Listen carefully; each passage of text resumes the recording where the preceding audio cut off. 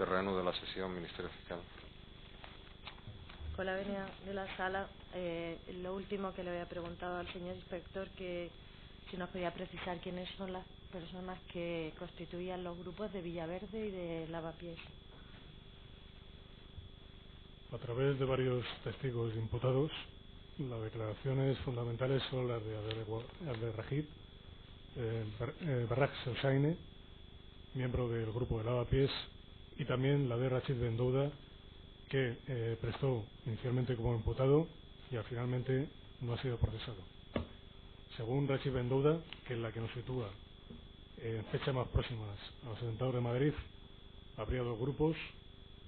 Uno que, digamos, se concentraría en el barrio de comerciantes de Lavapiés y que acudirían a la mezquita cita en la calle Peña de Francia. Por otro lado, habría un grupo formado por gente residente o en localidades próximas al barrio de Villaverde, los cuales acudirían a la mezquita de Alcorcón, cuyo imán es Samir Ben Adela, procesado en el sumario 6/05.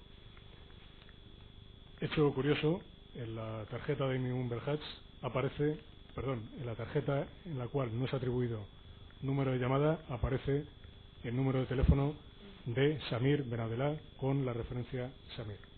Según el Rachid Bendouda, estarían formados dos grupos, los cuales coincidirían a veces en el barrio de Lavapiés, en alguno de los bares frecuentados por la comunidad magrebí, y el más importante sería el grupo de Villaverde.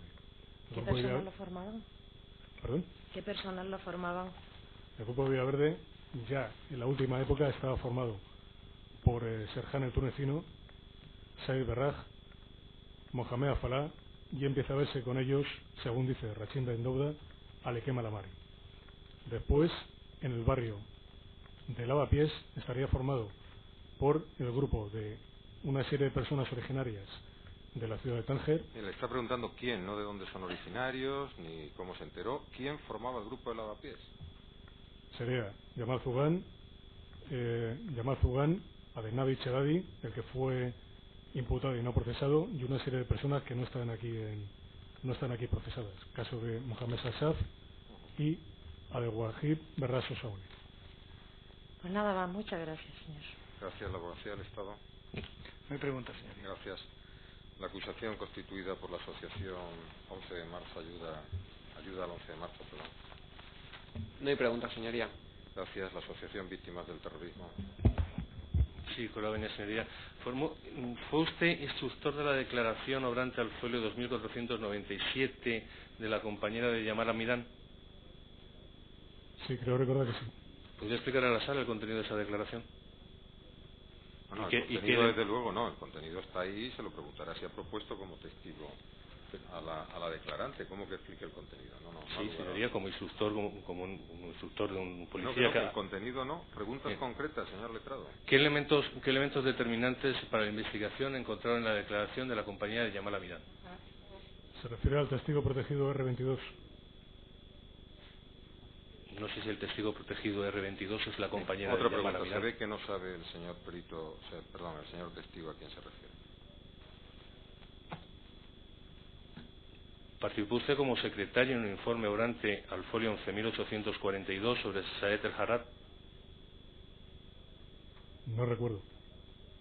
¿Se le puede exhibir, señoría? 11.842. Tomo 42. Si no toma mal la referencia.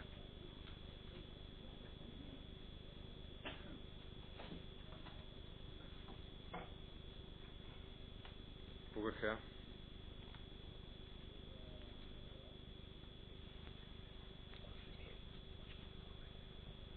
Sí, ese es mi carnet profesional. Ese es su carnet profesional. ¿Qué elementos utilizó para la realización de ese informe, Sala? ¿Qué análisis realizó y qué conclusión obtiene usted para poder implicar a partir de ese informe, o qué implicaciones obtiene a partir de ese informe respecto de Saed El Harrat? Pero no me acuerdo muy bien de ese informe. Ese fue elaborado por el instructor y yo certifiqué que esos datos eran correctos. ¿No tuvo ninguna otra participación? No. Al folio 21.169, tomo 70, aparece un informe en el que usted es el instructor sobre Saed el-Jarrad y Mahmoud Slimán Aoun. ¿Qué documentación ha utilizado para realizar ese informe y qué conclusiones en las cuales se demuestra la implicación de Mahmoud Slimán Aoun y Saed el-Jarrad en los hechos que son objeto de la acusación? ¿Del informe de Mahmoud Salim Aoun? Sí. Pues se basan en los informes que nos pasaron de tráfico de llamadas, más luego, digamos, las declaraciones que prestó en dependencias policiales. ¿Y qué conclusiones, qué consecuencias obtiene usted? Pues las consecuencias que se desprenden de una persona que ha estado en contacto continuamente con Yamal Hamidani y no reconoce esa circunstancia. Aparte que había movimientos claros de tráfico de llamadas en lugares concretos en determinadas fechas. Nada más. No voy a formular más preguntas de este testigo, señoría. Gracias. La acusación constituida por don Roberto Barros Anunciba y otros. Con la venia, señoría, nos adherimos a las preguntas formuladas y no vamos a añadir ninguna. Gracias. La constituida por doña Ángeles Pedraza. La constituida por don Mario Pelicari Giraldini. Con la venia, excelentísimo señor. Señor inspector, ¿nos podría usted informar de los motivos que llevan a la detención de Mohamed Al-Hadi Chedadi? Usted actuó como instructor en su declaración al folio 2446 del tomo 10. La detención se produjo por orden del instructor de la diligencia. La detención. No conoce usted los motivos que llevan la detención. Lo pregunto esto porque en esta diligencia hacen constar ustedes que se le explica al detenido las razones de su detención. Si conoce usted qué razones son las que llevaron y que no constan en esa diligencia para la detención de este individuo. Esta persona, Al-Hadi Chedadi, estaba relacionado dentro del grupo de lavapiés con Yamal Zugán y se pensaba que podían haber adquirido las bolsas que estaban podían haber sido utilizadas en los atentados. Eso es lo que me participó el instructor. Vamos a ver, le pregunto también, y es una simple pregunta, si usted o algún miembro de su grupo tuvo negociaciones con Jamal Zugán para ofrecerle el que trabajara como confidente de ustedes. No, ninguna. Le pregunto esto porque él lo declaró en su exposición aquí en la sala. No es exacto esa referencia, no, señor letrado. ¿Perdón? No dijo que fuera la UCI, señor letrado.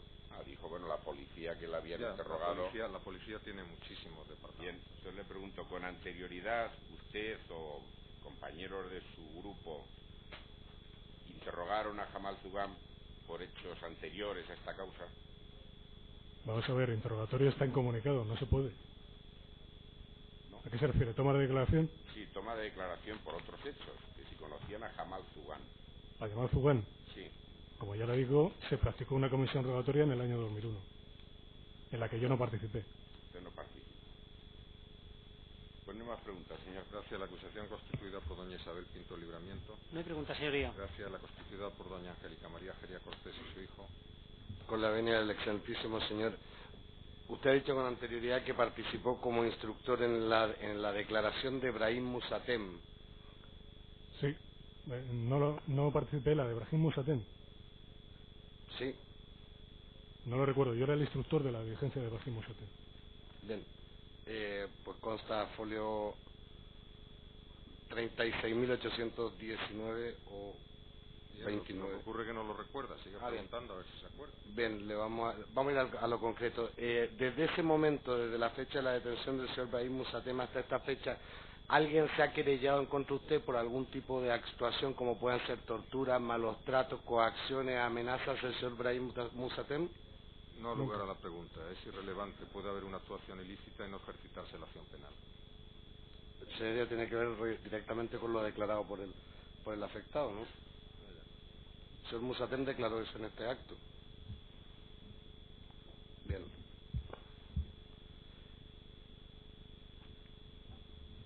No vamos a hacer más preguntas, señoría, que conste la protesta. Gracias, don Guillermo. La acusación constituida por don Guillermo Pérez Ajates. No hay preguntas, señoría. Gracias. La constituida por doña María de las Mercedes López Casado. Ninguna pregunta, señor. Gracias. La constituida por doña María Isabel Ruiz Borrallo. No hay pregunta, señor. Gracias. La constituida por doña María Jesús Pérez Díaz. La constituida por doña Celestina Pires Méndez. No hay pregunta, señor. Gracias. La constituida por doña María Teresa Vargas Páramo. No hay pregunta, señoría. ¿Alguna otra acusación que no haya mencionado por no haber propuesto al testigo? Las defensas, en primer lugar, la de Lardi Ben Selan. A la venia de la sala. Señor inspector,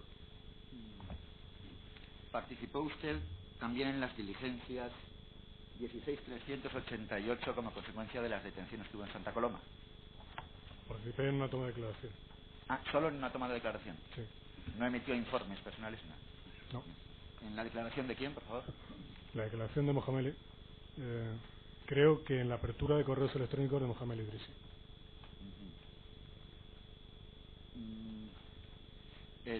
Dichos correos electrónicos estaban realizados con grafía latina, ¿verdad? Creo recordar que sí. ¿Se tradujeron al árabe? Pues no lo puedo decir. O sea, al árabe no creo que se tradujeran. O sea, ¿Saben ustedes? Siempre se traducen. Si no se conoce el contenido, si estaban en árabe, se traducirán al castellano. Al contrario, no.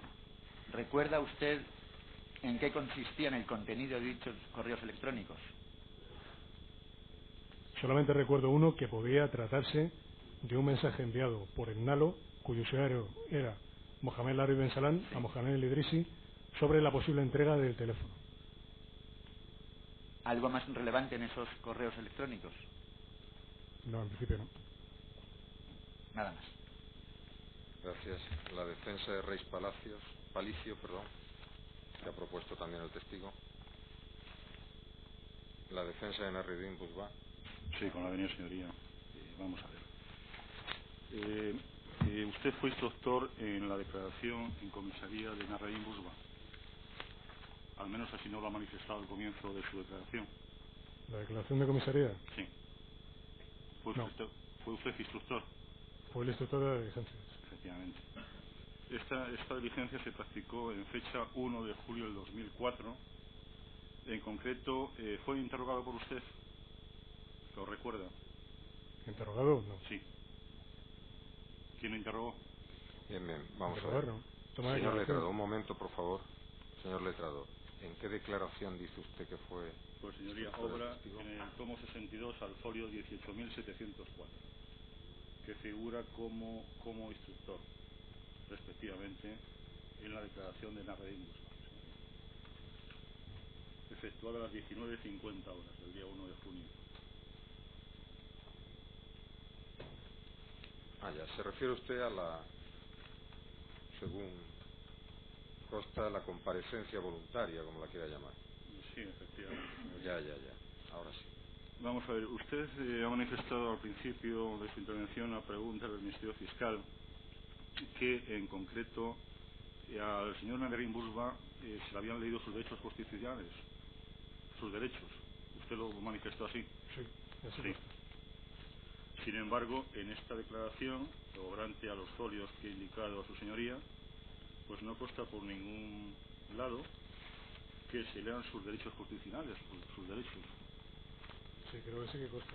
Sí consta. Y aparte, se hace constar la hora en que queda detenido y, a continuación, consta por escrito que a esa hora se le informa de los derechos que él firma. Dígame, en esta declaración que se realizó a Narredín Busbá, ¿estuvo presente algún letrado en esta declaración? Él se le cita como testigo y cuando empieza a incurrir en incoherencias es cuando se le detiene y se para en ese momento la declaración, leyéndose inmediatamente los derechos. ¿Puede explicarnos entonces el motivo por el que el señor Busbá, una vez que acaba la declaración, se niega a firmar este acta? Eso lo tiene que explicar el señor Busbá. El señor Busbá. Vamos a ver, ¿usted nos podía informar los motivos por los que llevaron la detención a Narredín Busbá?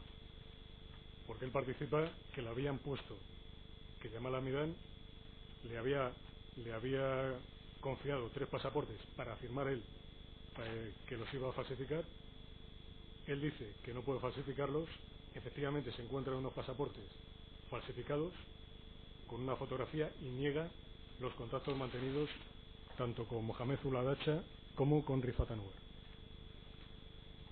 Vamos a ver, este conocimiento sobre estos pasaportes es origen de una investigación de ustedes o derivan de la propia declaración voluntaria del señor Busba.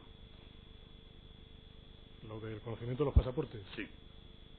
Los conocimientos era de todos los efectos que se realizaban dentro del presente sumario eran analizados por una unidad. Todos eran analizados por una unidad. Dentro de la redacción de efectos que tenía esa unidad constaban 2 pasaportes efectivamente falsificados. Vamos a ver, estos pasaportes presuntamente falsificados, según nos dice usted, en concreto, ¿qué unidad fue la que le puso en conocimiento estos pasaportes? Con la venia de la sala, digamos que la estructura de la Comisaría General de Información es secreta. Si aquí secreto es lo que yo le diga que es secreto, es algo que esté en la Ley de Secretos Oficiales. La Unidad Central de que no es el caso, guarde silencio. Lo que le está preguntando el letrado es muy sencillo. Usted dice que no fue instructor de la declaración de Busba. Y esto es cierto porque no aparece usted en la declaración de Busba como detenido. El señor letrado le aclara que hay una comparecencia voluntaria, como la quiera llamar antes, donde sí aparece usted como instructor. Y le está preguntando algo sobre esa declaración que no tiene nada de secreto. Digamos que todos los efectos y análisis de efectos los tenía la Unidad Central de Inteligencia. Ya, pero señor testigo, lo que no puede está usted tiene usted la obligación de declarar mientras yo no le diga que no lo haga, porque la pregunta sea impertinente o por otra razón. Lo cierto es que usted es el que introduce que hay 3 pasaportes falsos, según su conocimiento, en una declaración que, según manifiesta el letrado, y se puede leer el folio, aparece sin abogado. Por lo tanto, es usted el que introduce la cuestión. Si abre la caja, tendrá que permitir que miren dentro. Lo que no puede hacer es abrir la caja y luego ampararse en el secreto de la estructura de la OFI. Señor letrado, continúe preguntando. Sí, señoría. Vamos a ver. ¿Usted tiene conocimiento, a través de los servicios de la Dirección General de Policía o la Comisaría General de Información o servicios de documentoscopia, si estos pasaportes se encontraron en algún sitio determinado estos pasaportes, presuntamente falsificados por el procesado? Yo le puedo hacer referencia al peritaje, al número de peritaje de servicio de documentoscopia de la Comisaría General de Policía Científica. Sí. Y en relación con este peritaje que usted nos expone ahora, ¿se ha encontrado algún tipo de huella dactilar del procesado? ¿Tiene usted conocimiento de ello? Yo no elaboro el peritaje. Si quiere, hablo de la técnica que se utilizó en este caso para elaborar el que leí yo dentro de ese informe para elaborar el pasaporte. ¿Y qué leyó usted? ¿No lo puede decir? Por ya comparecerán los peritos, señor letrado, por lo tanto Bien. Esa pregunta sí que no tiene sentido. Gracias, señoría. Mejor dicho, tiene sentido en su momento, ¿no? Sí, señoría. Vamos a ver, usted también ha puesto de relieve que había unos contactos de Nasreddin Busba con Yamal Almirán, según ha manifestado usted a pregunta del Ministerio Fiscal, ¿es cierto? Sí. Eran contactos telefónicos. Así no participaron el grupo de trabajo que se dedicaba a analizar las tarjetas. Sí, usted lo sabe a nivel referencial, por referencia lo sabe. Sí, pero de esto finalmente se elaboró un informe pericial que fue remitido a la autoridad judicial. Bien, ¿usted tiene conocimiento por esta circunstancia de la duración de las llamadas que recibía, de los contactos telefónicos que recibía el señor Busba o Yamal Almirán con Busba? Yo tenía conocimiento del número de contactos. Cuántos los contactos. Y respecto a lo que también nos ha puesto de manifiesto, que había al parecer unos contactos de mi defendido Nasreddin Busba con Mohamed Ulazazka y con Rifat Anwar, ¿los contactos de dónde provenían? ¿Eran de Mohamed en concreto al procesado, del procesado a Mohamed o a Rifat Anwar? ¿No lo puede explicar esto, por favor? No, yo solamente sé el número de contactos y la fecha que se produjeron. Desconoce de dónde venía un contacto, no. El origen de los contactos, ¿no? Pues no hay ninguna pregunta más, señoría. Gracias. Antes de cambiar de procesado, señor testigo, cuando ustedes deciden cambiar o parar la declaración y detenerlo oficialmente al señor Busba, es porque dice usted que hay contradicciones, ¿no? Porque han apreciado contradicciones. Porque él manifiesta una falsificación posible que se dedique a la falsificación y que podía haberse dedicado a la falsificación de documentos que aparecieron en la investigación del sumario de los atentados de Madrid. Con lo cual, para preservar sus derechos constitucionales, se le leyeron y a partir de ahí se le tomó declaración como ya detenido. Ya, pero eso no es una contradicción, es que ha dicho usted que se apreciaron contradicciones. Si él mismo declara que le ofrecen 3 pasaportes que estaban previamente falsificados, ¿fue ese el motivo de su detención, el que dijera lo de los pasaportes, o apreciaron algún tipo de elemento de contradicción o de incoherencia? También negaba cualquier tipo de contacto con Mohamed Oulad Acha. ¿Con Oulad Acha? Y sí que se habían comprobado contactos con su número telefónico. O sea, que cuando ustedes están recibiendo esta declaración ya tienen información sobre contactos telefónicos con Oulad Acha, ¿verdad? Sí. Bien, siguiente letra. Sí, con la venia de la ilustrísima sala. La defensa de Mahmoud Slimán aún. Señor inspector, ¿intervino usted en la diligencia de toma de declaración policial del señor Mahmoud Slimán? La toma de declaración no, soy el instructor de la diligencia. ¿Tiene usted conocimiento o sabe de alguna forma si se le dijo al señor Slimán que si reconocía su intervención en el tema de tráfico de drogas iba a salir en libertad de este asunto? No, por supuesto. Nada de eso. Por conectar con las preguntas de mi anterior compañero y en relación al tema del pasaporte inauténtico, ¿le consta a usted si se le intervino al señor Slimán, aparte de ese pasaporte portugués que ya nos relató, algún tipo de documento inauténtico más en su poder? Aparte de los 3 que he mencionado. Aparte del documento que firmó del carnet de conducir y del pasaporte portugués. Carnet de conducir, pasaporte portugués y creo que era una tarjeta de residencia portuguesa. Aparte de eso, quiero decir que no hay ninguna intervención de más pasaportes ni nada más. No, creo recordar que no. En relación ahora a lo que ha afirmado usted relativo a las llamadas que parece ser que mantenía mi defendido a través del 669-194-178, con quien usted afirma que era Jamal Hamidán. ¿Es posible que ese número que usted afirma que mi defendido se ponía en contacto con Jamal Hamidán se tratara verdaderamente del señor Abdelida El Fadwal El Akil? Lo digo porque en el informe suyo de la UCIE, ese número, el 667-233-037, lo atribuyen en unas ocasiones al señor Jamal Hamidán y en otras en concreto dice que es el teléfono utilizado habitualmente por el señor Abdelila El Fadwal El Akil.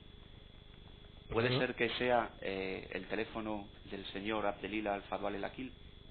Lo siento, ahora no recuerdo cada número de esos números de teléfono quién correspondía aquí. ¿Por qué entonces tiene constancia de que a quien llama es al señor Hamidán? ¿Tienen algún conocimiento de que o se ha hecho alguna grabación de las llamadas que mantenía mi cliente con ese número de teléfono? ¿Perdón, cuál? ¿A qué se refiere qué número de teléfono? El número de teléfono repita el número. El número de teléfono 669-194-178, que es el teléfono de mi defendido. Sí. Parece ser que usted afirma que tiene contactos con quien usted ha dicho que era Jamal Hamidán. Sin embargo, en el informe... No, lo que tiene que repetir es el número de teléfono al que el llama. 667-233-037. En unas ocasiones ustedes le atribuyen al Jamal Hamidán y en otras ocasiones afirman que tiene más de 140 llamadas con Abdelila El Fadwal a ese número de teléfono. Lo siento, es que, digamos, el análisis de atribuciones de teléfonos lo realizó un grupo concreto que finalmente elaboró un informe. ¿En qué folio consta ese cruce de llamadas con el teléfono? Consta en el escrito de acusación del Ministerio Fiscal que ha bebido de la información del informe. Ahora en este momento no... O sea, que su fuente es el escrito de acusación. El escrito de acusación del Ministerio Fiscal que menciona esos 2 números, menciona 4 números. Bien, sí es suficiente, solo para saber su fuente de conocimiento. Sí. ¿Le consta a usted que ese, en principio, gran número de llamadas que dicen que hizo mi defendido a ese número de teléfono, le consta que aproximadamente el 40 o 50% de esas llamadas son inferiores a 20-25 segundos? ¿Tiene usted constancia de la duración de esas llamadas? ¿O simplemente ustedes lo que hacen es la relación de llamadas sin tener en cuenta que muchas de ellas realmente no son llamadas sino intentos de llamadas? Yo lo desconozco, a mí me facilitan los datos en ese sentido de contactos y ya vendrán los compañeros y explicarán la cantidad de tiempo que mantenía cada uno de esos contactos. También ha afirmado usted que la tarde esa del 27 y 28 de febrero también son llamativas algunas llamadas a quien afirma que es Yamal Hamidán. ¿No es más cierto que esas llamadas a que usted se refiere son de tan solo 20 segundos y son fallidas? ¿Tiene usted conocimiento en concreto de la duración de esas llamadas? ¿De que son fallidas? No. ¿Tiene usted conocimiento si se ha hecho algún tipo de grabación del contenido o de cuál era el contenido de esas llamadas, de las llamadas que hacía mi defendido al que dicen que era Yamal Hamidán, pero que mi defendido sigue afirmando que es Abdelid Al-Fadual? ¿Usted tiene conocimiento de esas llamadas, de qué eran? ¿Cuál era el contenido de esas llamadas? Yo lo siento, no tengo conocimiento de que hubiera ninguna intervención de esos teléfonos en aquel momento. Es decir, que lo único que conocen es que la llamada se ha producido y los segundos objetivos están ahí. Y por último, ¿tiene usted conocimiento, sabe o ha obtenido usted alguna información por parte de las compañías telefónicas relativas a qué superficie cubre la cobertura de una antena BTS? Es decir, cuando ustedes fijan que está en Morata de Tajuña, ¿tienen conocimiento, lo digo en su calidad de si ha obtenido esa información de las compañías telefónicas? ¿Cuánto abarca la superficie? Es propia de una pericial. No obstante, si tuviera el conocimiento, ya que hemos dado tanta amplitud a esta testifical, conteste. Si lo sabe. No. O sea, mejor que se pronuncie un técnico que mejor una persona que no lo desconoce. Pues no hay ninguna pregunta más, señoría. Gracias. ¿Alguna defensa más? Sí, Sí, señora. Sí, señor. Con la venia de la sala, la defensa de Othman El-Kanawi. Vamos a ver, señor. Usted intervino como instructor en la declaración que prestó el señor Othman El-Kanawi como testigo, nos ha dicho, ¿no? A las preguntas del Ministerio Fiscal. Dice usted que luego pasa a la condición de detenido porque incurre en contradicciones. Othman El-Kanawi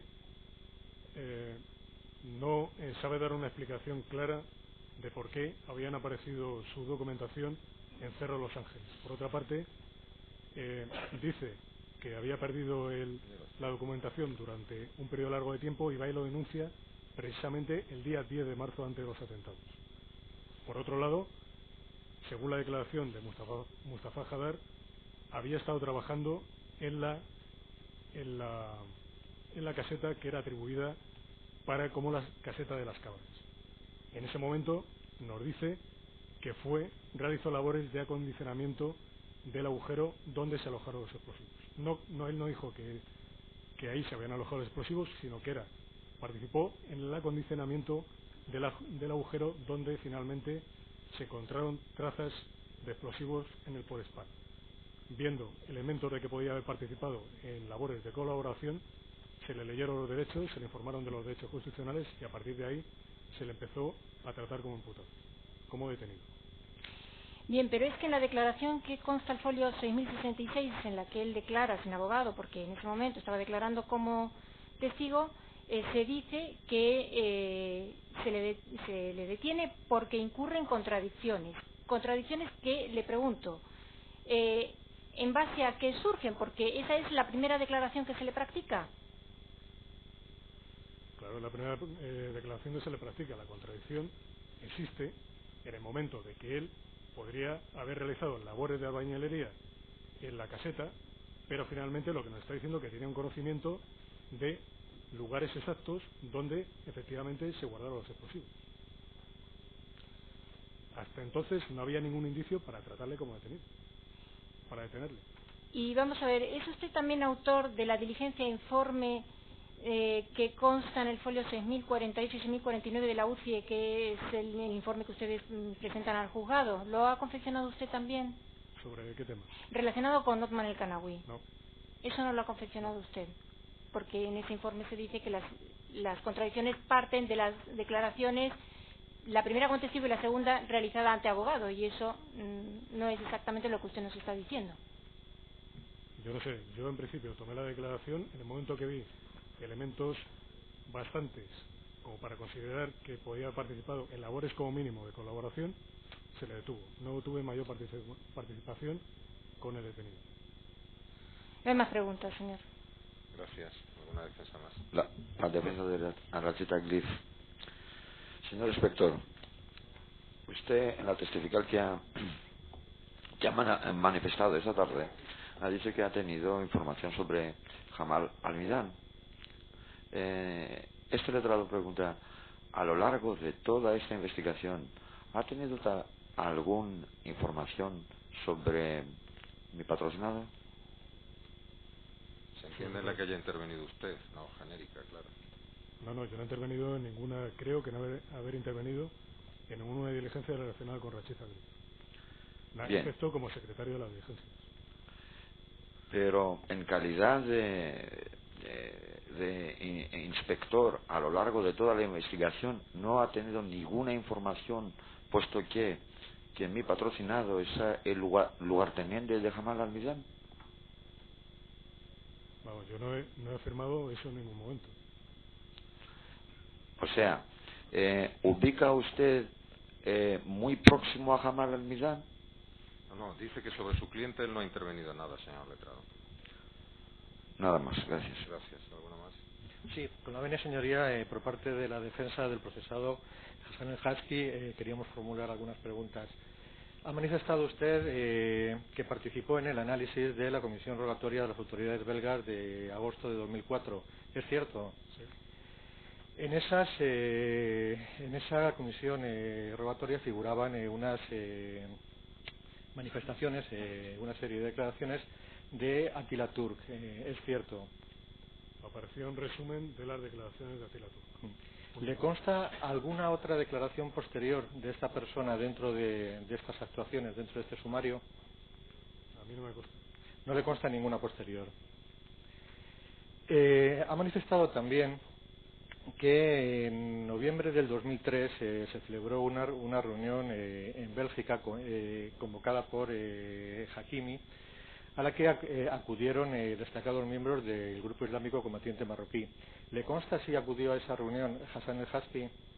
Que sitúa a Hassan El-Haski y Attila Turk. Perdón, no lo he escuchado. Que sitúa en esa reunión a Hassan El-Haski es Attila Turk. Es hasta el momento que conozco yo. Posteriormente, otros compañeros terminaron de analizar toda la comisión rogatoria belga, elaboraron un informe pericial y ya presentarán aquí su testimonio como peritos. Sin embargo, a preguntas del Ministerio Público, por lo menos me ha parecido escucharle que acudieron a esa reunión Attila Turk y otros destacados dirigentes franceses, pero no ha mencionado al señor El-Haski. Perdón. Sí.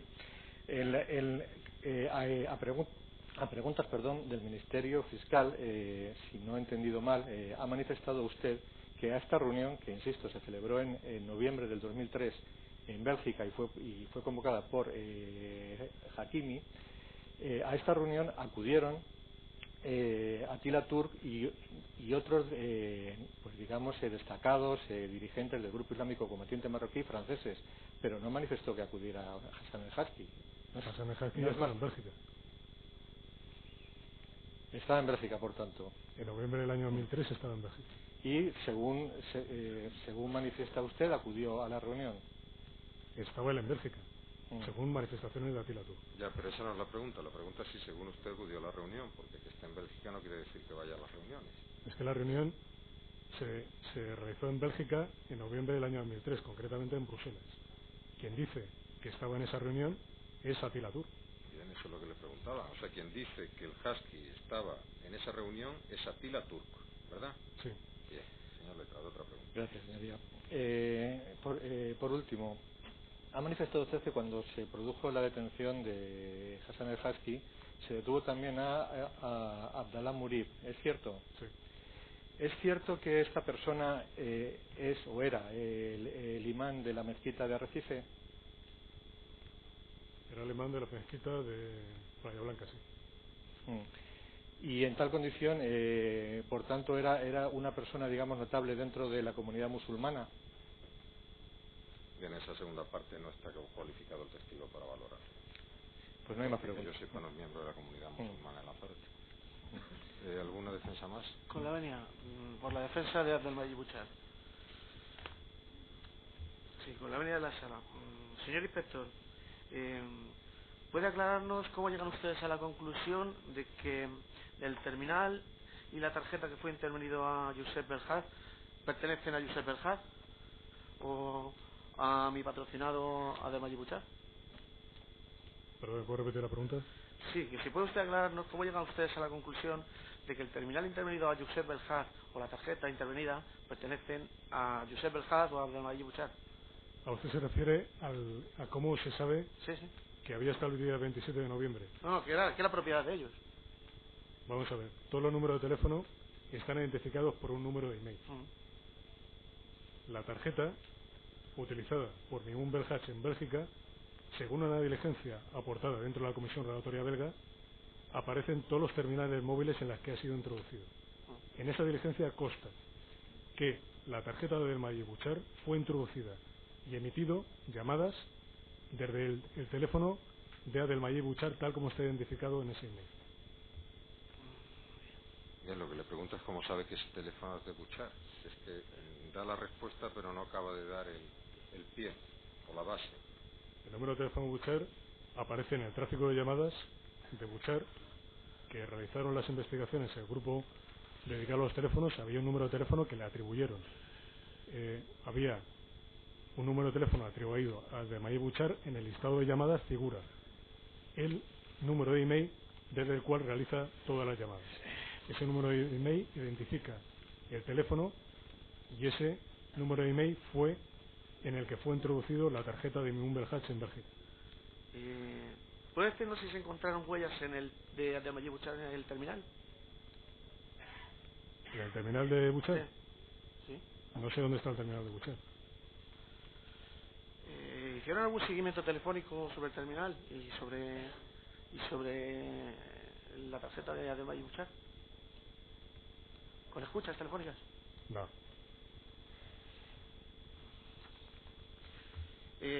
Cuando se realizan las llamadas, ¿quién realiza las llamadas? ¿Abdelmajid Buchar a Josep o Josep a Abdelmajid Buchar? No lo sé, lo único que nos consta son la cantidad de contactos y las fechas. ¿Se refiere cuando está Josep Belhaz aquí? Sí. ¿Qué duración tienen los contactos, por favor? Pues eso lo tendrán que decir el grupo que se dedicaba a analizar los tráficos de llamadas. ¿En qué fecha se realizan las llamadas? Bien, señor Letrado. Pues mire, no me acuerdo ahora. Eso consta por escrito, es imposible recordarlo de memoria. Bien. ¿Puede decirnos si hay alguna llamada del terminal de Abdelmajid Buchar desde la localidad de Leganés? ¿Del terminal de Abdelmajid Buchar? Sí. Pues no recuerdo. No hay más preguntas, señoría. Gracias. ¿Alguna defensa más? A la buena señoría. Consta usted como secretario del... La defensa de Muhammad Maladadas. Consta usted como secretario de las diligencias de la detención de Khalid Temid Pardo. En la diligencia informe que hace usted para relatar la relación de este señor con los atentados de Madrid, hace un pequeño informe del tráfico de llamadas y de unas facturas de teléfono que intervienen en el domicilio de este señor, donde señalan que aparece en su factura un número de teléfono que ustedes relacionaban con Serja. Entonces, en el folio 8986 hacen ustedes referencia a que es un número que aparece también en el domicilio de mi defendido, y hacen la siguiente matización: domicilio relacionado con Muhammad Maladadas, individuo actualmente en paradero desconocido tras huir poco después de los atentados del 11M. Yo le quisiera preguntar cómo llegó usted a esta conclusión, o el instructor cómo llegó a esta conclusión. Vamos a ver, yo certifiqué una diligencia informe que yo no elaboré. En el secretario, como usted bien ha dicho, señor Letrado, ya sabe la función del secretario. Pues no me pregunta, señoría, entonces. Gracias. ¿Alguna más? Con la venia. La defensa de Saad El Jarraq. ¿Sabe usted por qué se produjo la detención de Saad El Jarraq? ¿Por qué se produjo la detención? Se entiende si ha tenido usted relación, si no la ha tenido, evidentemente no. De la detención de ese Jarraq no soy ni instructor ni secretario. ¿No participó usted en la declaración policial de Saad El Jarraq? Pues no recuerdo. Creo recordar que no. ¿Es suficiente, se lo pregunto en calidad de testigo a los efectos de la ley de enjuiciamiento civil, ¿es suficiente efectuar llamadas telefónicas para proceder a la detención de una persona? No lugar a la pregunta. Eso no es objeto ni de testifical, ni de pericial, ni nada se le parezca. Las detenciones son legales o ilegales. Todo lo demás sobra.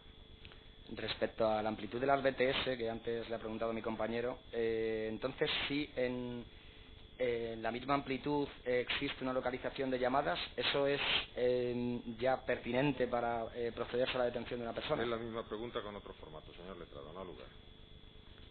Pues no hay más preguntas. Gracias. Con la sala de defensa de Basel Gallún y Yamal Zougan.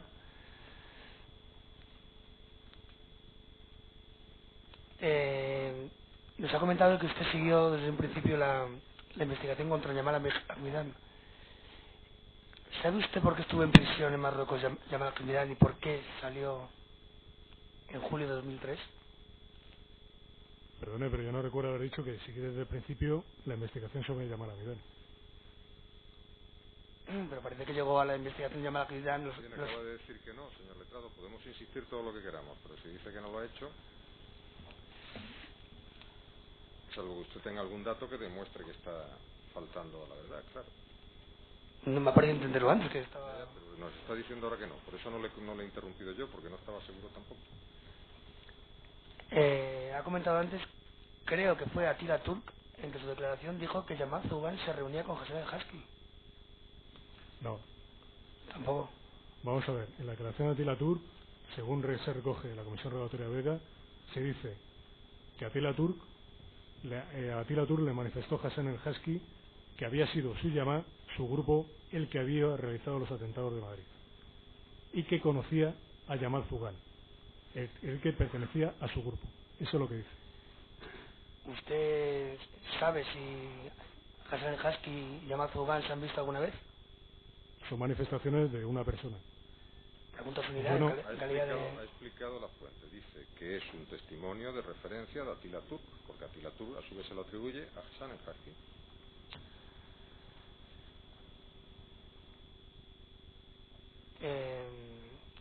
Vamos a ver, habla usted de la célula de Villaverde.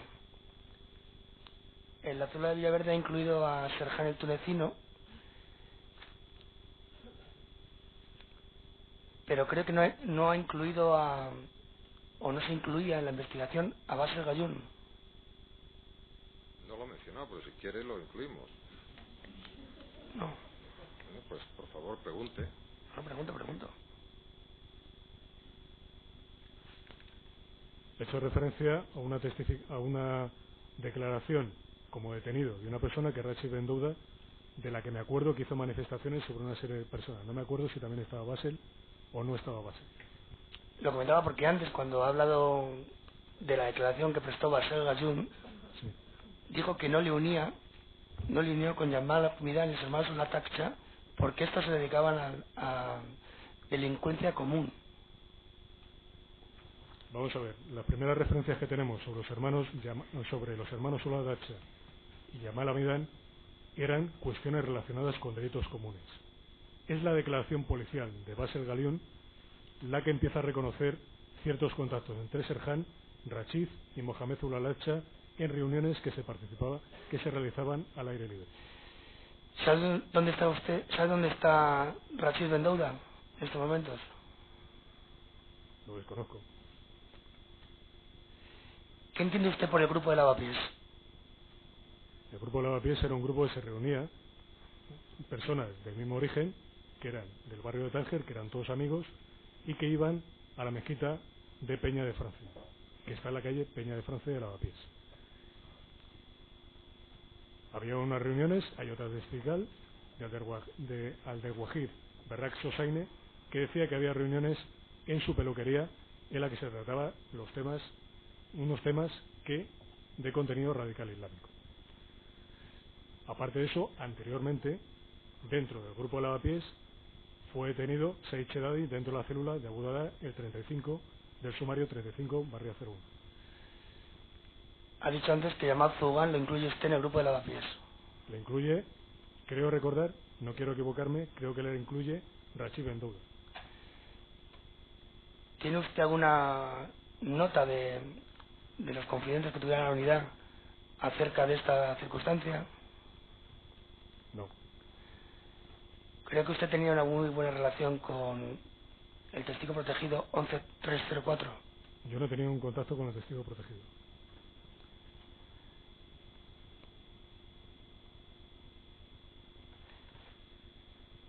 ¿Cuándo localizan ustedes la finca de Matatajuña o no tuvo usted ninguna intervención en ello? Yo no tuve ninguna intervención en el dispositivo de Matatajuña. A mí me lo comunica el instructor para pedir la entrada de registro en ese lugar. Ninguna pregunta más, señoría. Gracias. ¿Alguna más? Sí, con la venia de la sala, la defensa de Rafa Tugier, simplemente una sola pregunta para saber si a lo largo de esta investigación han podido determinar si Rafa Tugier ha tenido algún tipo de contacto con alguna de estas de la célula de Villaverde o la célula de Lavapiés. Gracias. Yo, hasta la parte que he llevado de la investigación, mi parte única y exclusivamente, a mí no me consta. ¿Alguna más? Con la venia. Soy el abogado de Rabello Osman, el Sayed.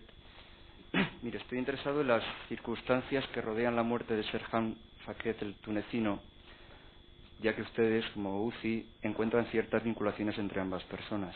Usted ha manifestado esta mañana que no tuvo, o esta tarde ya no me pierdo, que no tuvo intervención directa con los hechos sucedidos el día 3 de abril, pero ha declarado también que tiene conocimiento de determinadas circunstancias de ese inmueble. Lo que le pregunto es lo siguiente. ¿Cuándo tuvieron ustedes conocimiento de que ese piso estaba ocupado por personas que pudieran estar relacionadas con el atentado? Pues yo creo que fue la tarde del 3 de abril. Ese mismo día. Hasta entonces no tenían ningún conocimiento de nada. No había ningún conocimiento. Usted ha manifestado, creo, dígame si me confundo, que de sus investigaciones habían tenido conocimiento de quién había confeccionado el contrato de alquiler de esa vivienda.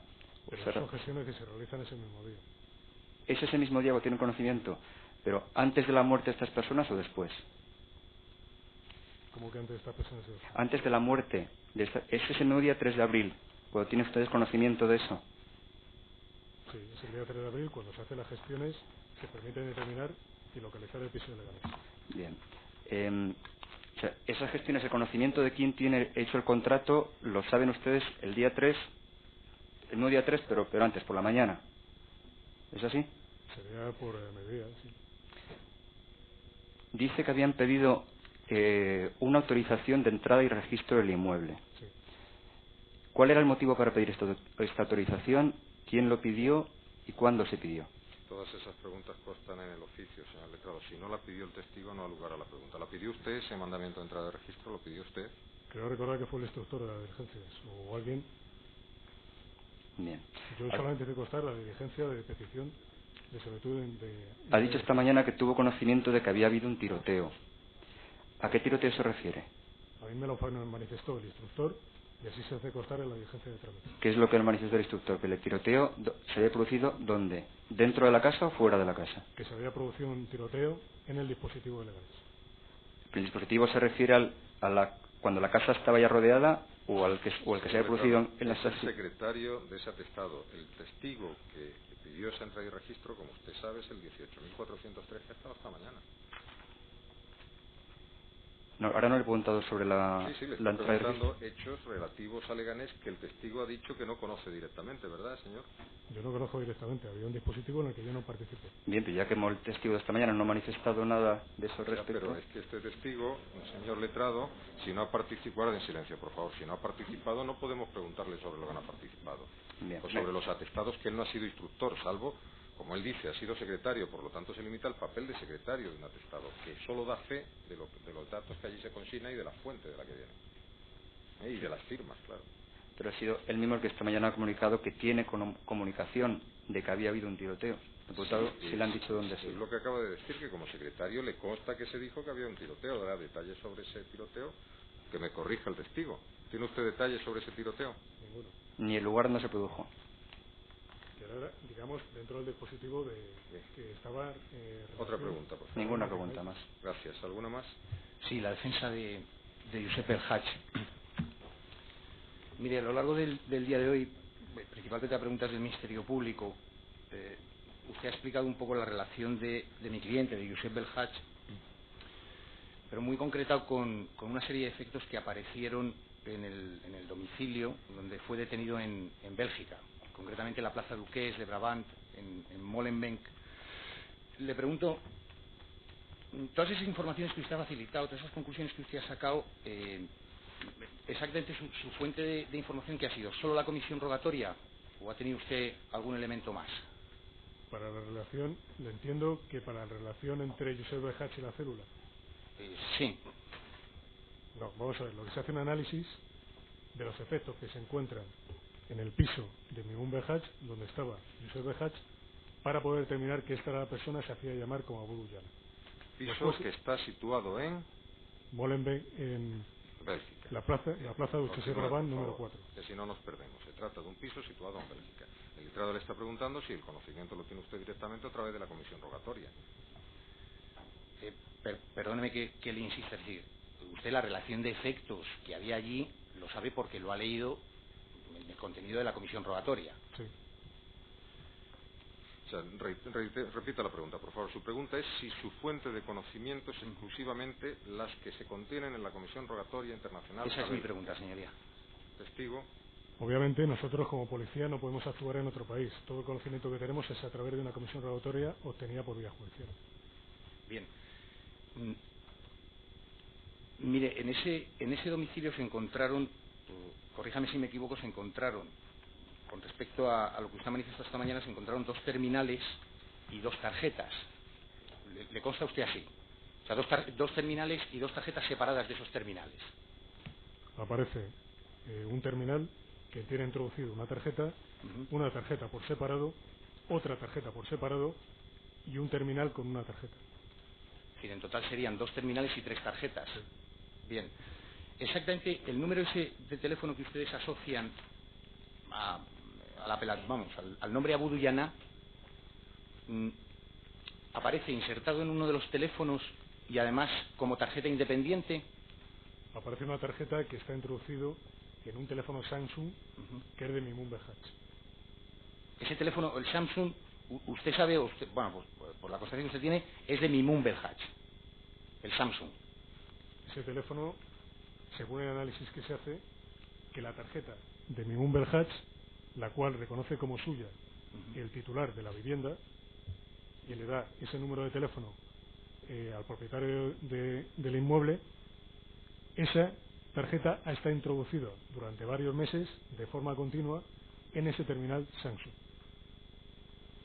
Mire, es que sé que es un poco complicado porque usted no se acuerda de los teléfonos concretamente. Pero miren, ahora lo que usted está diciendo es que un teléfono de Mimoun, el número de teléfono, le suena que fuera el 048-591-7621. Sé que terminaba en 1, pero no sé más. Bien, ese es el teléfono o el número de teléfono que usted asocia a la expresión Abu Dujana. No, el Abu Dujana, ahí sí que aparecía un Abu Dujana, pero con otro teléfono. Ese teléfono es le suena que... esa referencia aparece en la agenda. ¿O dónde? En la agenda del teléfono de Mimoun Belhach. Del teléfono, Belhach, no de la tarjeta. Aparece en la agenda de la tarjeta de Mimoun Belhach. Aparece Abu Dujana con un número terminado en 08. Independientemente de eso, en el teléfono Samsung había una tarjeta que no tiene una identificación del número de teléfono. Ahí aparece el número de Abu Dujana terminado en 886. Haciendo un análisis para atrás. Abu Dujana aparece en la agenda de una tarjeta que no es la que está en el Samsung. Es que aparecen dos tarjetas. Ya lo he oído. Aparecen 3 tarjetas. Una está en el Samsung, 2 fuera. Y un terminal sin tarjetas. Eso lo sabemos, porque lo ha declarado usted ya varias veces. La pregunta es, ¿la tarjeta a la que ustedes asocian, porque aparece en la agenda la referencia a Abu Dujana, es una tarjeta que está suelta o está en un terminal? Está en el terminal Samsung. Está en el terminal Samsung. Señor Letrado. Mire, ese número de teléfono, el acabado en 886, si mi información no es incorrecta, es el que al parecer el comprador de esa tarjeta, no sé si le consta así, facilitó un número de titular que al parecer no se correspondía con la realidad y además facilitó como fecha de nacimiento de ese presunto o posible titular la fecha 11 de marzo, 11 del 3 de 1921. ¿Esto le suena? ¿Ha tenido usted la oportunidad de analizarlo en la comisión rogatoria? Lo que se ha analizado es quién estaba utilizando esa tarjeta, no el originario de esa tarjeta. Es decir, usted no sabe quién es el comprador de esa tarjeta. No sabe si fue Josep Belhach, Mimun Belhach, no lo sabe. No, del análisis sí que se deduce que quien lo estaba utilizando en aquel momento era Josep Belhach. Bien, le pregunto esto porque entonces, es decir, usted tampoco sabe o le consta si Josep Belhach o Mimun Belhach fue la persona que facilitó ese titular, que al parecer es inexistente, con esa fecha de nacimiento. Usted eso no lo sabe. No, eso son gestiones de autoridades belgas. Me refiero que de la comisión rogatoria que usted ha estudiado, del contenido, no se deduce. Bien, si se deduce o no, eso lo decidirá el tribunal. Otra cuestión es que esté o no objetivamente recogido. Sí, señoría. Mire, le voy a preguntar por otro número de teléfono que también se encontró allí. Concretamente el 048-4261-908. Vuelvo a preguntar lo mismo que le he preguntado antes, porque al parecer alguien compró este número de teléfono, activó esta tarjeta telefónica y dio como titular a un tal Karim El Yazidi, con fecha de nacimiento 16 de mayo de 1985. Tampoco le consta a usted si esa persona es Josep Belhach, la persona que adquirió esa tarjeta. Tampoco le consta. Tampoco me consta que fuera el que adquirió. Ahora bien, creo que ese número de teléfono apareció en la agenda telefónica de la tarjeta que era atribuida a Mimun Belhach. Y la otra se hizo en análisis por el cual era el propio Mimun el que atribuía el nombre Abu Dujana a la tarjeta que posiblemente fuera utilizada por Josep Belhach. Cuando dice que era el propio Mimun el que lo atribuía, o sea, esa afirmación la saca usted, la contextualiza en el análisis de las agendas telefónicas de los teléfonos. Sí, porque si ese teléfono era utilizado por Mimun Belhach, coloca la agenda Abu Dujana con ese número de teléfono.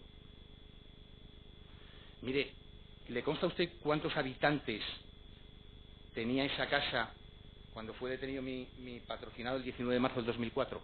Creo recordar que esa vivienda estaba ocupada por Mimun Belhach, que se fue el 5 de marzo a Siria con el fin de ir a Irak, según sus declaraciones que presta en Marruecos, y en el momento de la detención estaba ocupado por Mustafa Launani, sentenciado por ser uno de los líderes del GCM en Bélgica, y por Josep Belhach. ¿No le consta que pudiera también estar habitando, ya fuera con carácter permanente o con carácter más esporádico, Abdelkader Hakimi? No lo sé, eso no lo he podido ver en la comisión rogatoria. Mire, ¿le consta a usted que si mi cliente, si Josep Belhach, residía ahí de forma permanente? Creo que en las declaraciones suyas dice que fue directamente desde aquí a vivir a ese piso en Molenbeek-Saint-Jean.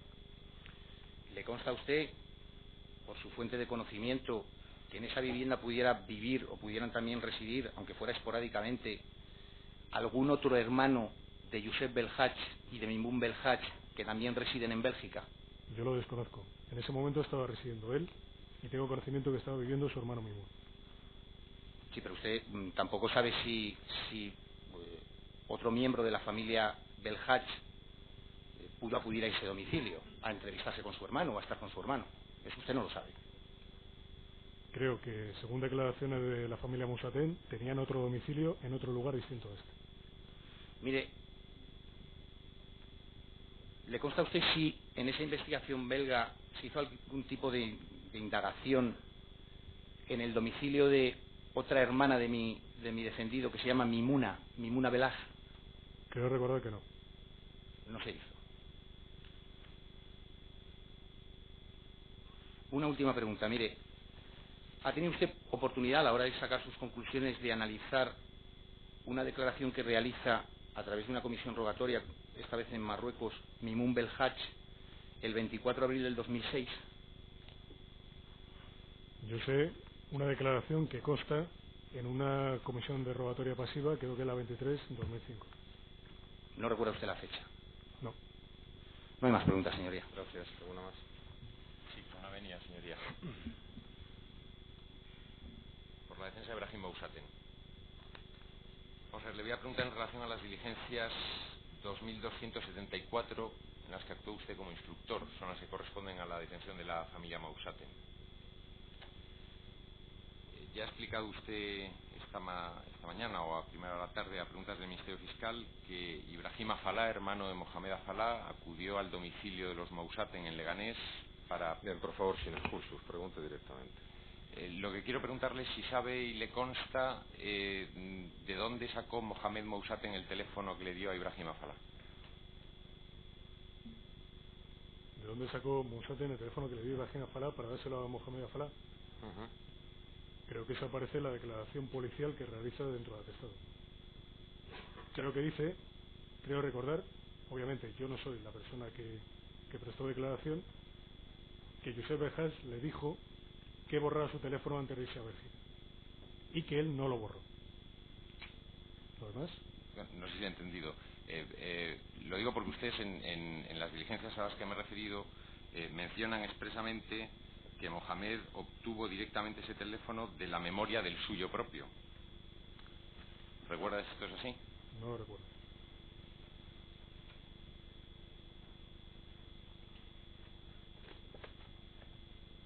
Afirman ustedes en las mismas diligencias que existe una vinculación de la familia Mousaten con la máxima estructura del grupo islámico combatiente marroquí en Europa, concretamente en Bélgica. Yo le pregunto si esa vinculación, además de debido a los lazos familiares, se debe a alguna otra cuestión que les lleva a ustedes a afirmar que hay una vinculación entre la familia Mousaten y la máxima estructura del grupo islámico combatiente marroquí en Europa. Y yo le añado, además de la vinculación familiar, ¿qué otra vinculación hay entre la familia Mousaten y la estructura del GIM? Del análisis de todas las investigaciones efectuadas hasta el momento, habría una alta probabilidad de que Josep Belhaj se hiciera llamar Abu Dujana. Estuvo en contacto con miembros de la estructura de Madrid, concretamente con la de Mayib Buchar y con Mohamed Afalá. Dentro de los elementos que aparecen en las investigaciones de Bélgica aparecían los números de teléfono de la familia Mousaten. Es decir, de su hermana, su cuñado y sus sobrinos. Bien, pero hay declaraciones de sus sobrinos dentro de ese atestado. Bien, está contestándole que además de las familiares que aparecen unos números de teléfono en Bélgica. Bien. Afirma usted igualmente como instructor en estas diligencias que la familia Mousaten pertenece al aparato logístico del grupo islámico combatiente marroquí en Europa. Mi pregunta es si además de ser sobrinos, hermana y cuñado y tener Josep Belhaj en Bélgica sus teléfonos, ¿qué otro elemento hay que le lleva a usted a afirmar como instructor que forman parte de eso que se denomina aparato logístico en estas diligencias? ¿Qué es eso del aparato logístico? O si se refiere por pertenecer al aparato logístico el que tengan el teléfono de su tío. ¿Puede ser? Este grupo, Josep Belhaj estuvo alojado durante cierto tiempo en casa de la familia Mousaten.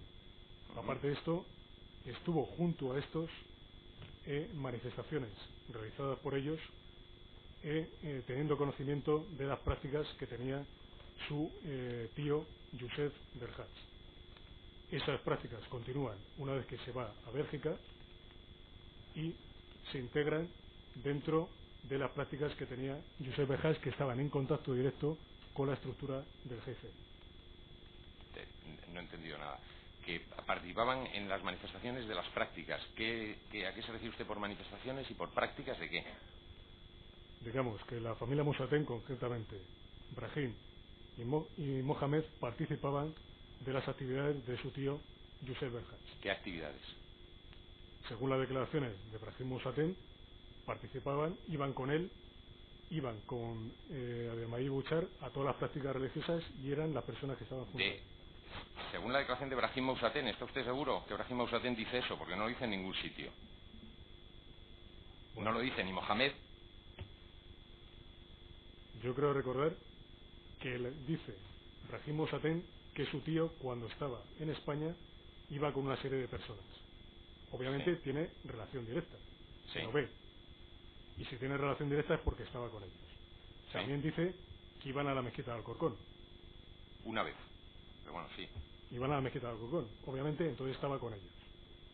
Y obviamente, también, cuando uno de los implicados se va hacia Bélgica, va pidiendo inmediatamente que se acudan a el domicilio de Brahim para que le dé el número de teléfono de su familia en Bélgica. A eso es a lo que se refiere por pertenecer al aparato logístico del GIM en Europa. Vamos a ver, esa manifestación creo no haberla hecho. Está al folio 36.593 del tomo 108. La familia Mousaten conocía a sus tíos de Bélgica y formaban parte del Círculo de Madrid. Tenían confianza suficiente con ellos como para reclamarlos los teléfonos de Bélgica. Se puede decir, por lo tanto, que los Mousaten también formaban parte de la estructura del GIM en Europa, concretamente el aparato logístico. Folio 36.593 del tomo 108 es el folio 50 del atestado que usted instruyó. Si se puede decir que forman parte concretamente del aparato logístico. Mi pregunta es si, además de lo que nos ha explicado, si es a eso a lo que usted se refiere por formar parte del aparato logístico en Europa del GIM. Obviamente hay contactos directos, participación en actividades comunes dentro de una estructura internacional en la que ha participado su tío Josep Verhage. Bien, señor letrado, parece que ahí se agota la fuente o las indicios. Las respuestas, más bien. Prosigo con la venia del tribunal, ya terminando. Dice usted igualmente en ese atestado que Mohamed Afalá acudió a la familia Mousaten porque tenía mucha confianza en esta. ¿Esa conclusión la extrae usted de qué? ¿Se está refiriendo usted a la diligencia? Cuando Ibrahim Afalá acude... Perdón, ¿se está refiriendo usted a la diligencia de informe? Sí. Es que yo no elaboro la diligencia de informe. ¿No la elabora usted? La diligencia va sin firma. Como usted actúa como instructor de las diligencias... Yo no elaboro la diligencia de informe. No la ha elaborado. Bien. Obviamente confianza había y relación anterior, ya que todos venían de una misma zona de Nador, de la zona norte de Marruecos. Había conocimiento entre familias y obviamente había una confianza para dirigirse al piso de Brahim en el momento que más necesitaba Mohamed Afalá para que lo obtuviera el teléfono de su tío Josep Verhage. ¿Sabe usted si Ibrahim Afalá, cuando se dirige a ese domicilio leganés, tiene algún dato preciso de por quién ha de preguntar? Ha dicho que por Brahim. ¿Sabe usted si Ibrahim Afalá les comentó a ustedes cuando le tomaron declaración si su hermano Mohamed Afalá le había dado algún dato más o solamente le había dicho Brahim? Creo recordar que la declaración policial que realiza Ibrahim Afalá habla de Brahim.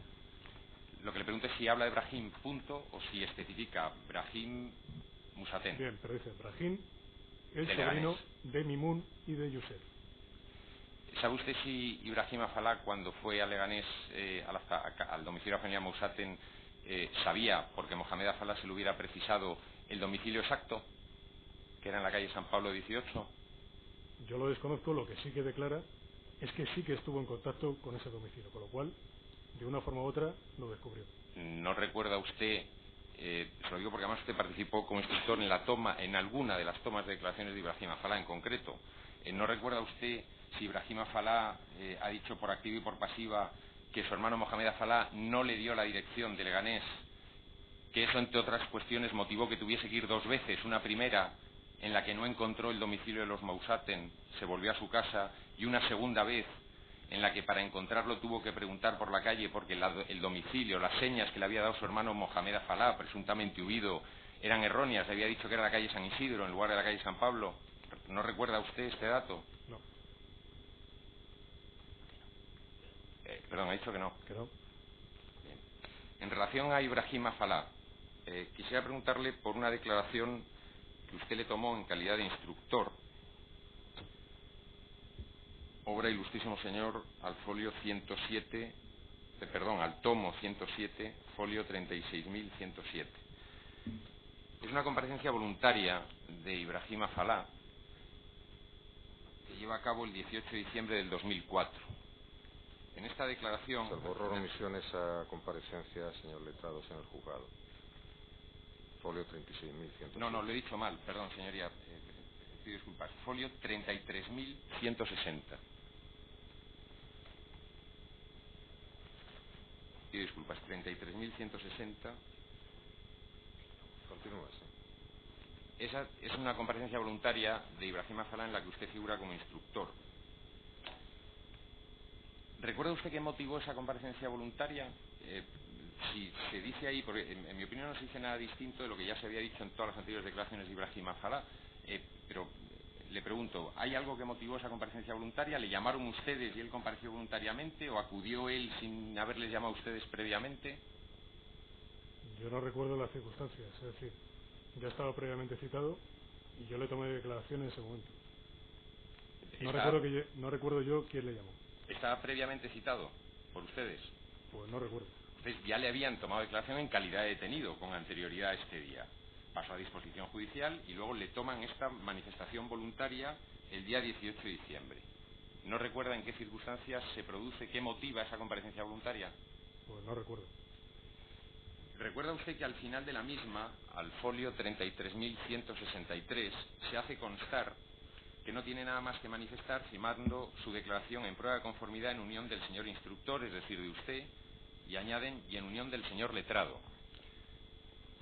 ¿Sabe usted, porque en esta declaración no aparece la firma de ningún letrado, lo cual fue puesto de manifiesto en la siguiente declaración judicial de Ibrahim Afalá, al folio 34.111, cuando se le pidió si ratificaba esa comparecencia voluntaria, que no recuerda usted que la motivó, se hizo constar por el letrado que él no había acudido a esa declaración, a pesar de que en la misma pusiera en presencia del letrado y que su firma no aparecía allí. ¿Recuerda usted o tiene alguna explicación a que esto haya sido posible? No, eso es un error. Obviamente no estuvo el letrado presente. ¿Que es un error, lo deduce usted ahora o lo dedujo en su momento y lo pusieron en conocimiento? Es irrelevante, es un error según el testigo y es suficiente a efectos de la contradicción y del contraste. Bien, señoría, prosigo con la venia.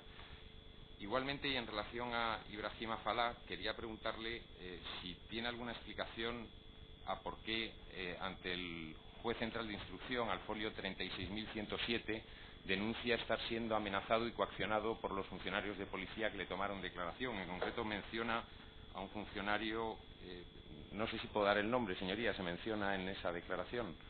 Estará su número, me imagino. No, es que no está el número, está el nombre. Ibrahim Afalá da el nombre y apellidos del funcionario. No sé si no es preciso, si por motivo de seguridad sería conveniente no darlo, no lo doy. Simplemente basta con que pregunte en principio si sabe por qué manifestó eso. ¿Tiene alguna explicación a que Ibrahim Afalá, después de un sinfín de declaraciones y de comparecencias voluntarias en las que por error se consigna que hay un letrado y no lo hay, comparezca ante el juez central de instrucción de manera voluntaria y diga que está siendo amenazado mediante llamadas y personaciones en su domicilio por miembros de los funcionarios que le interrogaron? Yo no tengo ninguna constancia y menos de un interrogatorio sobre esta persona. No. Y ya por último, bueno, ha dicho usted que la diligencia de informe no la hizo. Quisiera por último preguntar, ¿sabe usted si durante el tiempo que estuvieron en las dependencias policiales la familia Mausaten, los dos hermanos, el padre y la madre, si se les interrogó antes de que llegasen los letrados? Vamos a ver, como bien sabe usted, en el momento de la detención se acuerda una incomunicación previa que es ratificada por la autoridad judicial y entonces en ese momento están en condición de incomunicación. No se toma declaración si no es en presencia de abogado y con las circunstancias que marca la ley de enjuiciamiento criminal. Bien. ¿Sabe usted o le consta si durante ese tiempo que estuvieron incomunicados, perdón, habría preguntado de otra manera, ¿algún policía de origen o de nacionalidad marroquí colaboró con ustedes en los interrogatorios de los detenidos, en concreto la familia Mausaten? Ninguno. Ninguno. Ahí todos los policías somos españoles. ¿Tiene usted alguna explicación? Puede ser español y tener origen marroquí. La pregunta habrá de ser entendida en ese sentido. No participó ninguna persona que tuviera un origen marroquí. ¿Y algún policía español que hablase marroquí? Tampoco. Ninguno participó en el dispositivo. ¿Tiene usted alguna explicación a que personas que no se conocen entre sí, o al menos, en fin, que no está acreditado ni siquiera indiciariamente que se conozcan entre sí, como los hermanos Mausaten y Mohamed El Auzani, mediando meses entre las declaraciones de unos y de otros, ambos digan que durante el tiempo que estuvieron incomunicados un policía marroquí con pasamontañas entró en la celda en la que estaban y les amenazó con deportarles a Marruecos si no colaboraban en sus declaraciones? No corresponde al testigo buscar explicación cuando él afirma que no le consta que ningún policía que hablara marroquí, fuese marroquí, español o de otra nacionalidad, hubiera estado presente. Nada más, señoría, he terminado. Gracias. Con su venia, señor. En la defensa de Mohamed Musaten. Con respecto a las diligencias 2274 de la que usted es instructor, ¿usted le consta o podría decirnos cuáles fueron los motivos concretos en los que se fundamenta la detención de Mohamed Musaten? Para abreviar, ¿son los mismos que los de su hermano? Sí.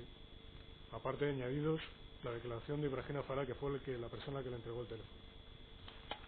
Bien. ¿Sabe usted cuántos días transcurren desde que se produce la detención hasta que a Mohamed Musaten concretamente, se le toma declaración en presencia de abogado?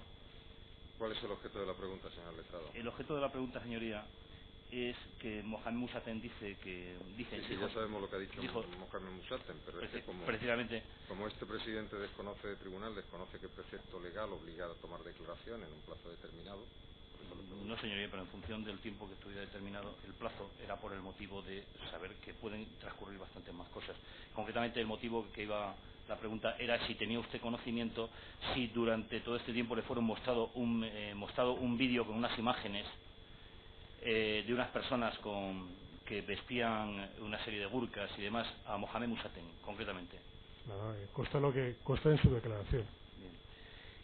Concretamente en el folio 36.652, en la diligencia de entrada y registro al domicilio de la familia Musaten, Mohamed Musaten se niega a firmar la misma. ¿Usted conoce las razones o le son expuestas las razones por qué Mohamed se niega a firmar la diligencia de entrada y registro en su domicilio? Lo desconozco, yo no estaba en esa entrada y registro. Bien. Respecto al viaje a Bélgica, al folio 36.000, que consta la declaración, al folio 36.723, Mohamed declara que viajó a ese país para comprarse un vehículo portando una cantidad de dinero. Y asimismo dice que no compró el vehículo en ese país y se regresó a España con ese dinero. Y también dice que inmediatamente a los pocos días compró un coche. ¿Ustedes comprobaron si es cierto que Mohamed comprara un coche a los pocos días de su regreso de Bélgica? Nosotros no comprobamos esa circunstancia. Nuestra actuación se circunscribe única y exclusivamente a su relación que tuvo con su tío en Bélgica y así lo declaró. No veo la trascendencia de ese viaje ni de la compra del coche. Bien, asimismo, respecto también en su declaración al folio 36.723, él manifiesta que estando en Bélgica su tío le dice que estaba ayudando a la gente económicamente para hacer la yihad en Afganistán. ¿Ustedes a través de la comisión rogatoria llegan a comprobar estos términos? Mire usted, la comisión rogatoria se ejecuta en agosto del año 2004 y creo que el viaje, según manifestó él, se produce mucho posterior. Son declaraciones que dice él. ¿Y no hacen ningún tipo de comprobación posterior al respecto sobre Youssef Belhaj? Youssef Belhaj, en aquel momento, se pidió una orden de detención internacional al unísono con la detención de esta persona. Malamente se podía hacer una investigación sobre él. Y asimismo, para terminar, se le pregunta también a Mohamed Musaten que su tío, se le pregunta, manifiesta en su declaración al folio 36.724 que su tío Youssef en un viaje a una localidad de Bélgica llamada Namur entra en una serie de locutorios y mediante unas claves accede a unas páginas determinadas donde se ven unas imágenes de una cierta violencia. ¿Ustedes llegan a comprobar la existencia de esas claves, la existencia de esa página y el contenido de la página? Obviamente él no da ningún dato sobre una página en concreta, da datos generales sobre páginas donde se veían actos violentos y sobre personas que podían cometer acciones violentas posteriormente. Lo da de una forma genérica. Si le doy mi opinión, sí que existen páginas de contenido restringido en las que hay que entrar con clave, en las que sí que se obtienen ese tipo de imágenes. Sí, y no llegan ustedes a concretar qué páginas. Si no lo dice, pues ni me pregunta, señor. Gracias. ¿Alguna más? Sí. Con la venida de su señoría por parte de la defensa número 12, muy brevemente. Vamos a ver, previamente ha manifestado usted en relación con el grupo de Villaverde, que se estructura o del que forma parte Drichevli, la existencia de una serie de reuniones. ¿En qué fecha situaría usted, en qué años esas reuniones? ¿Sobre esas reuniones? Sí, esas reuniones del grupo de Villaverde. Según declaraciones testificales, serían sobre en el año 2002. 2002. Y por último, en relación también, dado sus conocimientos prácticos y el relato previo que nos ha hecho respecto a la huida de Mohamed Afallah, dado sus conocimientos, ¿considera usted que Mohamed Afallah regresó a España y pudo localizársele en la localidad de Fuenlabrada en fecha 26 de abril, es decir, 23 días después de su huida? No entendemos la pregunta, señora letrada. Si es posible que ocurra eso, seguro. Si tiene conocimiento de que eso ocurriera. Yo no tengo conocimiento que eso ocurriera. Yo tengo datos que están bajo secreto sumarial de después la huida que realizó Mohamed Afallah, pero están bajo secreto sumarial. Sobre el hecho de su regreso a España no tengo conocimiento. No tiene conocimiento, ninguna pregunta más. Gracias. Señor presidente, ¿es posible una pregunta vía la sala? Hágala ver. No conteste hasta que yo le diga, señor testigo. ¿Es posible que se pregunte al testigo si ha tenido alguna información antes de venir aquí a testificar desde que empezó este juicio? Conteste si quiere. Bueno, ¿Sobre si no este quiere juicio? también, conteste, es testigo, está obligado. ¿Sobre he tenido conocimientos de este juicio? Sí, señor. Mire, no voy a comentar lo que he tenido que desarrollar hasta ahora, pero la verdad es que no he tenido ni tiempo de dedicarme a otra cosa que no sea mi labor profesional. Con lo cual no lo he visto. Gracias. Gracias. Han concluido todos. Se interrumpe la sesión hasta mañana a las 10:30, 10:30 de la mañana, con objeto de que los procesados recuperen la media hora que han perdido en el traslado. Gracias, hasta mañana. Señor testigo, muchas gracias, ya se puede retirar. Mañana, como es natural, seguimos por el testigo número 3, número 4, el orden